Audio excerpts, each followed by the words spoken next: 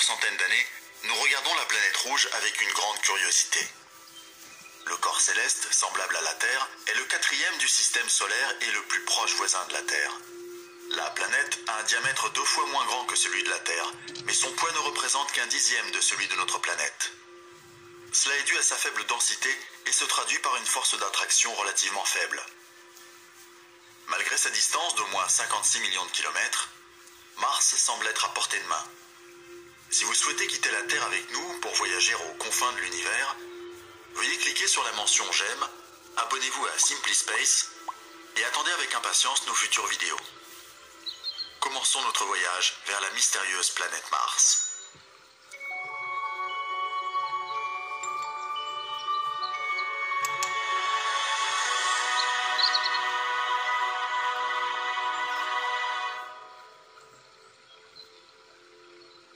En novembre 2011, la mission Mars Science Laboratory de la NASA a été lancée. Elle vise à déterminer si la biosphère de la planète rouge est propice à y vivre. Au cours de cette mission, un véhicule autonome a été envoyé à la surface de Mars pour mener des investigations et prendre des photos. Curiosity est équipé d'une variété d'appareils. Parmi eux se trouvent divers instruments pour analyser des échantillons d'atmosphère et de roches. De plus, le rover dispose de plusieurs spectrographes et instruments de mesure météorologiques pour collecter des données importantes qui sont envoyées sur Terre à intervalles réguliers. Curiosity a le poids d'une petite voiture d'environ 900 kg et se déplace à la surface de la planète rouge depuis plus de 2793 sols, unités pour mesurer le jour solaire martien. L'atterrissage a eu lieu le 6 août 2012 et le rover a envoyé les premières images sur Terre le même jour. Grâce à une technologie de pointe, le véhicule est capable de prendre des panoramas en couleur à 360 degrés et de les transmettre en pleine résolution. Curiosity est également capable de faire des selfies, qui sont principalement utilisés pour évaluer l'état du rover. À intervalles réguliers, par exemple, des photos des pneus sont prises afin de détecter les dommages et de déduire combien de temps Curiosity sera encore en état de marche. Alors que certaines des photos sont très similaires à des paysages sur Terre, d'autres photos montrent des formations rocheuses et des formes de roches uniques. Par exemple, à première vue, les dunes de sable martiennes ressemblent beaucoup aux dunes sur Terre. Mais la taille et la forme, ainsi que les ondulations, ne se trouvent que sur Mars. Afin d'acquérir des connaissances plus approfondies sur la planète, des forages sont effectués à maintes reprises. Ainsi, le rover est capable de prélever des échantillons de roches dans des couches plus profondes de la surface et de les analyser.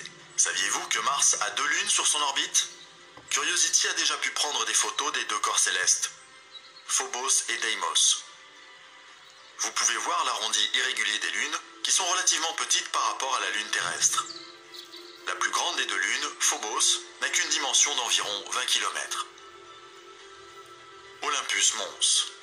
L'Olympus Mons a été découvert dès 1879 par l'astronome italien Giovanni Schiaparelli. Ce seul fait parle de sa taille énorme. En 1971, une sonde a été mise en orbite pour la première fois. La sonde, nommée Mariner 9, a pris des photos pendant une tempête de sable. Olympus Mons a été le premier objet à émerger et à être capturé par la caméra. Ce n'est que plus tard qu'on a découvert qu'il s'agissait d'un volcan. Environ 2 fois et demi plus haut que le mont Everest, l'Olympus Mons s'élève à environ 22 km dans les airs. Avec un diamètre de près de 600 km, le volcan est le plus grand volcan que nous connaissons dans notre système solaire. C'est aussi l'un des plus jeunes volcans sur Mars. L'origine du géant est datée de la période de l'Hespérien. L'Hespérien a commencé il y a environ 3,7 milliards d'années et s'est terminé il y a environ 2 milliards d'années. Une forte activité volcanique a déterminé les événements sur la planète rouge. Alors que l'atmosphère et la surface étaient encore relativement humides et chaudes, l'Hespérien a changé la planète pour toujours. Au fil du temps, Mars est lentement devenue la planète désertique, sèche et froide que nous connaissons aujourd'hui. Des volcans boucliers comme l'Olympus Mons se sont formés, des coulées de lave ont régné sur la planète et ont changé les conditions météorologiques et les paysages pour toujours. Il faut se rappeler que, contrairement à la Terre, il n'y a pas de plaque tectonique sur Mars.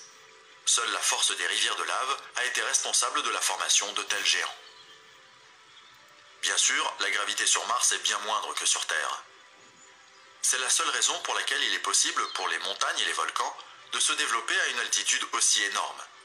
Si la gravité était la même que sur notre planète bleue, Olympus Mons s'effondrerait presque certainement. Reste à savoir si le gigantesque volcan est toujours actif ou a depuis cessé d'exister. Qu'en est-il du visage martien? L'origine du Cydonia mensae, une région montagneuse de Mars, n'a pas encore été complètement élucidée. C'est un paysage très complexe, avec des formations rocheuses uniques. On suppose qu'il s'agit d'un ancien littoral qui bordait la gigantesque surface de l'eau Acidalia planitia. En juillet 1976, la sonde Viking 1 a pris des clichés d'une énorme formation rocheuse. Il s'agit d'une élévation de 1,5 km de large et de près de 3 km de long, qui est estimée à 3 millions d'années. Ce qui est étonnant, c'est que la formation ressemble de façon frappante à un visage humanoïde. Quelques jours plus tard, les images ont été publiées et ont fait la une des journaux du monde entier. C'est ainsi que le nom familier est né, Mars Face ou encore Visage de Mars. Dans les environs immédiats, d'autres formations rocheuses ont été découvertes qui ressemblent fortement à des pyramides. La NASA a appelé à tort ces roches ville Inca, bien que les Incas n'aient jamais construit de pyramide. Cité Maya aurait été plus approprié. Lorsque des clichés des formations rocheuses ont été prises à nouveau en 2001, elles n'avaient pas grand-chose en commun avec un visage. Pouvez-vous encore voir les yeux et la bouche sur les dernières photos? La mauvaise qualité en 1976 et l'interaction de la lumière et de l'ombre, ainsi que la tendance à reconnaître des formes familières, également appelées pareidolia, ont finalement conduit au phénomène du visage de Mars. On suppose que le visage et les pyramides ont été créés par l'érosion naturelle. Mais une telle découverte est prédestinée à la culture pop et a déjà été une source d'inspiration pour de nombreux films et séries. Le visage de Mars est apparu pour la première fois comme une station pour les extraterrestres en 1988 dans le jeu vidéo Zack McCracken. Le visage de Mars joue également un rôle dans le film Mission to Mars de Brian De Palma. Dans la série animée Futurama, le visage de Mars sert d'entrée au monde des Martiens. Et même dans X-Files, aux frontières du réel, un astronaute est hanté par des cauchemars dans lesquels la célèbre formation rocheuse est présente. La vie sur Mars. L'idée de la vie sur Mars est aussi ancienne que la découverte de la planète rouge elle-même. Au XVIIe siècle, des calottes polaires ont été découvertes sur Mars, ce qui a conduit aux premières spéculations. Au fil des siècles, et à mesure que la